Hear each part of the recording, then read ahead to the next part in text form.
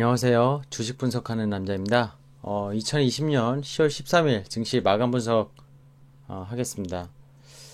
밤사이 어땠죠? 애플, 아마존, 미국 빅테크, 쌍두마차의 형님들입니다. 급등했죠? 그래서 애플과 아마존 모양을 갖다 놨는데 조금 이따 설명드릴게요. 외국인 국내 증시에서 삼성전자랑 SK하이닉스, IT 대형주 쏠림이 지속되면서 개별주들이 못 가는 모습 만들어내고 있는데 이게 계속 연속적일지 어떻게 될지 좀 오늘 시황 같이 말씀드리도록 하겠습니다. 일단은 미국 증시 13일 오늘 한국 시간 새벽에 마감했잖아요. 나스닥만 2.56% 상승했고요. 급등했죠. 그리고 S&P가 한 1.1% 좀 넘게 상승했고 다우지수가 1%대 미만으로 상승했습니다.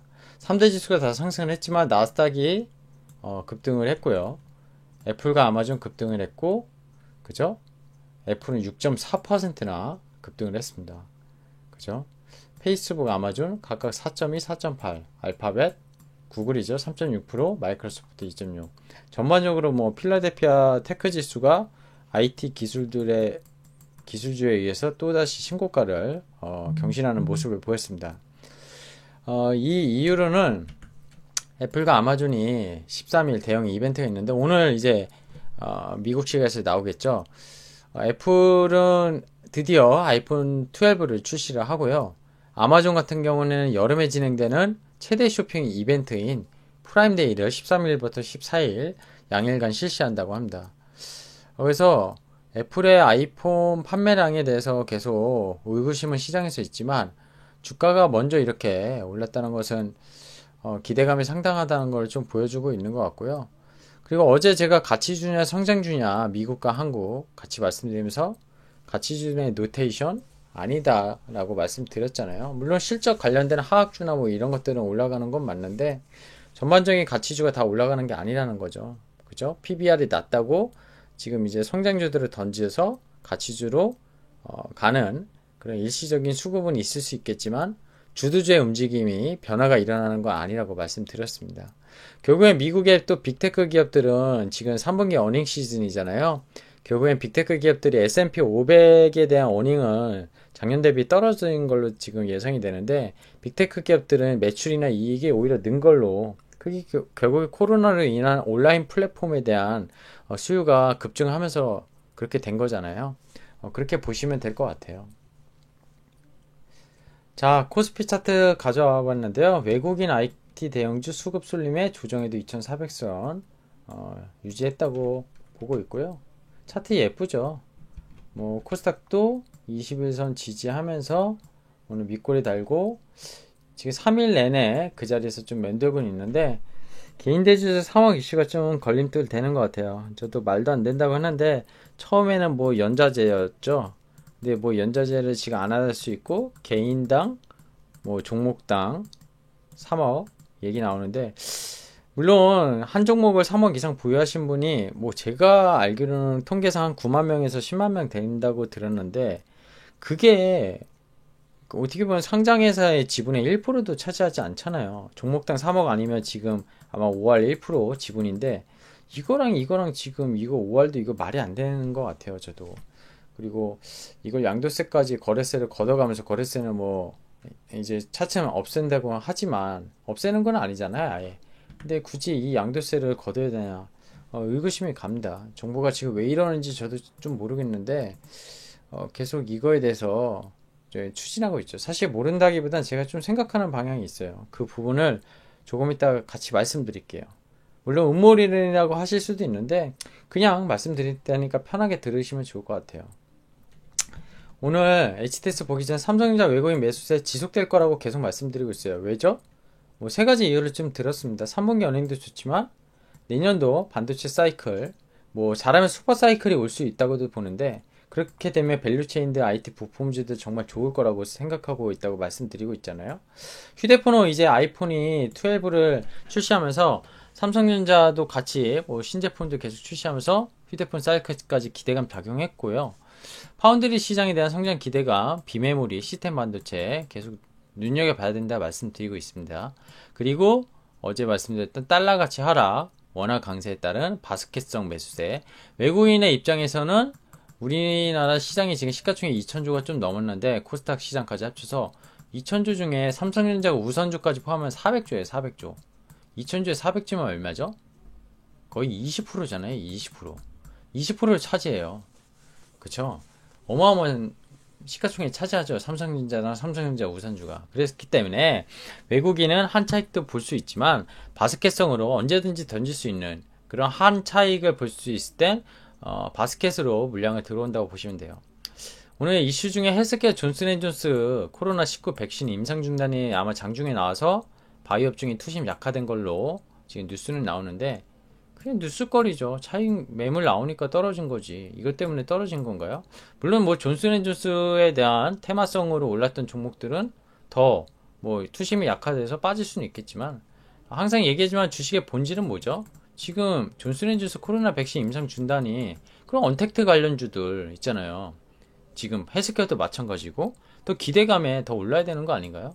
예, 뭐 이연령 비연령이라고 여기에 갖다 붙이면 여기고 저기에 갖다 붙이면 저기에 다 이유가 되는 그런 뉴스거리 근본 펀더멘탈 기업의 펀더멘탈이나 어떤 기업의 본질적인 내용도 아닌데 이런 뉴스 좀 바보가 아닌가 생각이 듭니다.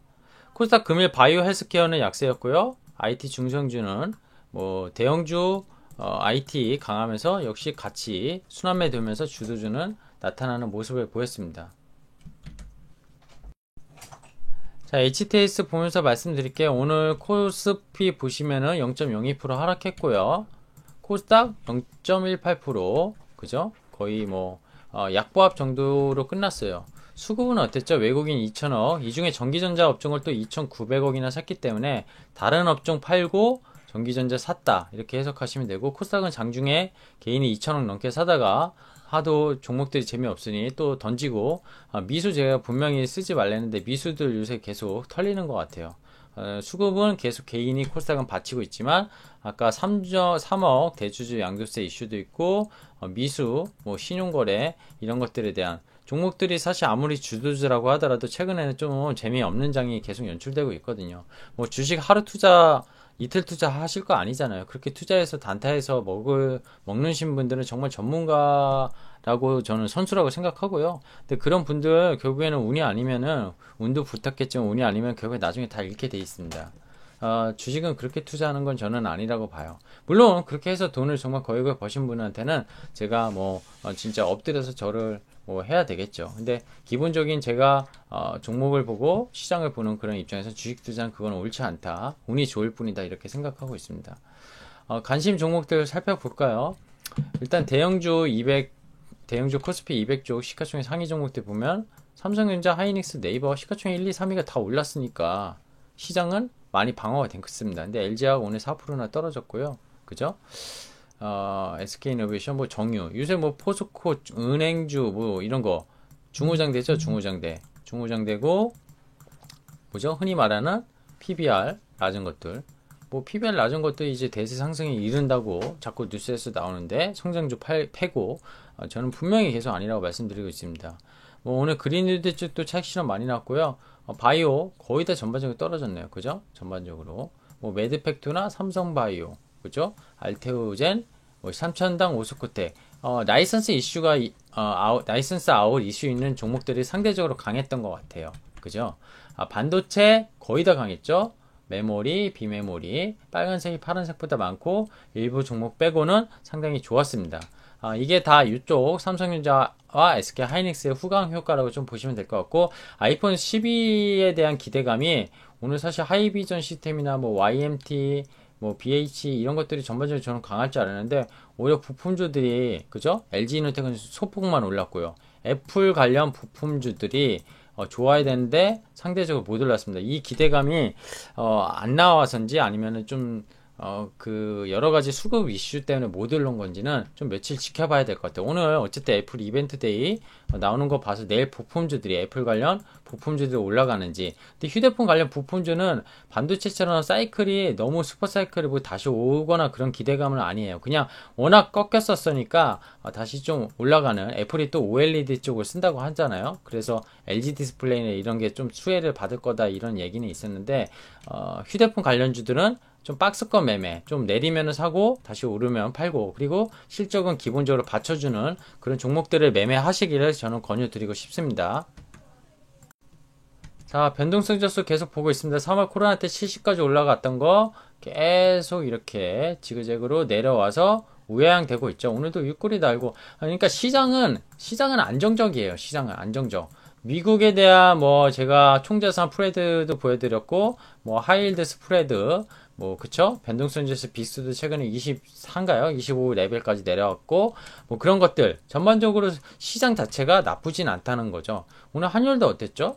환율 뭐 1150원 회복 못했어요. 그죠? 위안화가 어제 중국에서 통제를 한다고 해가지고 약간 위안화 밤사이 0.8% 가까이 이제 그 약세를 좀 보였었는데 그 여파로 원화가 잠깐 올라가는 그런 모습 보였었지만, 즉 원화 약세가 조금 보였었지만 일부 시장에서는 종가상으로 보면 어제 내린 거 대비 뭐 다시 반등한 게 거의 없다고 보시면 돼요. 그러니까 시장의 매크로는 신흥시장이 워낙 좋은 거는 계속 유지하셔야 됩니다.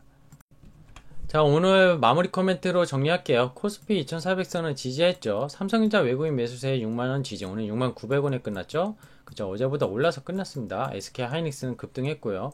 반도체 관련 실적 개선주 조정 노리면서 매수하시면 저는 좋을 것 같아요. 정말 돈 많으신 분은 제가 뭘 사라고 했죠? 삼성전자 사면은 분명히 연말까지 먹을 거다 이렇게 보고 있습니다. 외국인의 바스켓으로 환율도 도와주는데 안 살 이유가 없다는 거예요. 그리고 삼성전자는 개인이 사서 올리는 종목이 아니라는 거. 시가총액 거의 400조 가까이 되는 종목을 개인이 올릴 수 있을까요? 아무리 동학개미라도 그건 쉽지 않을 겁니다.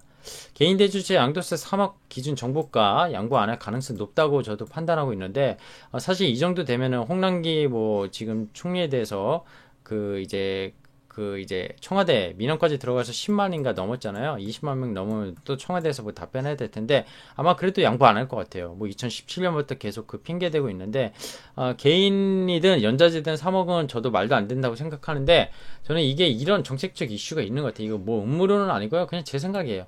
출시 예정인 그린 뉴딜 펀드, 지금 그린 뉴딜 펀드 정책에 정부에서 그때 발표하면서 ETF들은 상장이 됐고, 그죠?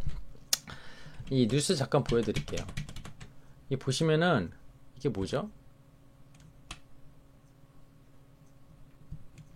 임기 1년 남은 대통령이 었어요. 뉴딜 펀드. 내년 초 공모인데 벌써 피로감. 뭔가 잘 안 되고 있다는 거죠. 흔적도 없이 증발된 녹색 펀드, 통일 펀드, 간제 펀드, 잔호공 역사. 옛날에 나왔던 것들이죠. 그쵸? 수익도 안 났고 뭐 그죠? 세금으로 손실 보전한다고 했잖아요. 이번에 뉴딜 펀드. 이게 핫 이슈잖아요.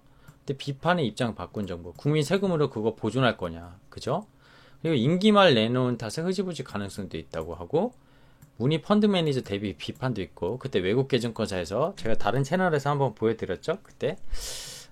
그리고 대통령은 세금으로 손실 낼 수 있는 경쟁 펀드 매니저다. 이런 여러 가지 이슈가 있는데, 사실 저도 간제 펀드 문제가 있다고 봐요. 뭐 코스닥 벤처 펀드도 그렇고 지금은 성과가 나 있지만 출시 당시에 한 1, 2년은 되게 힘들었거든요.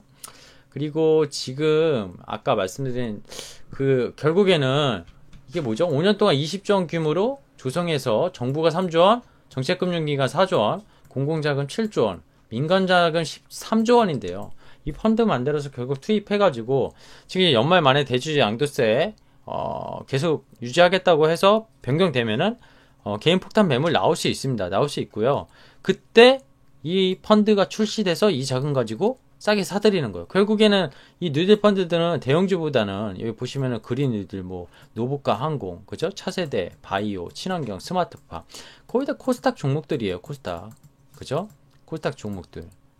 근데 이거 정책 투자 상품 이제 하겠다고 해놓고 아직 가닥은 안 나왔는데, 이거 지금 국감에서 이런 것들 얘기 나올 텐데요. 지금 국감 시즌이니까 이거 간제 펀드가 제대로 될지. 근데 이거를 이 수급을 사기 위해서 지금 대인 대주주 양도세를 양보 안 하는 거 좀 있지 않나, 그것도 생각합니다. 왜냐? 보세요. 홍남기 경제부총리가 국민청약 한국판 뉴딜펀드 조성 방안도 이 사람이 지금 다 보고하고 했잖아요.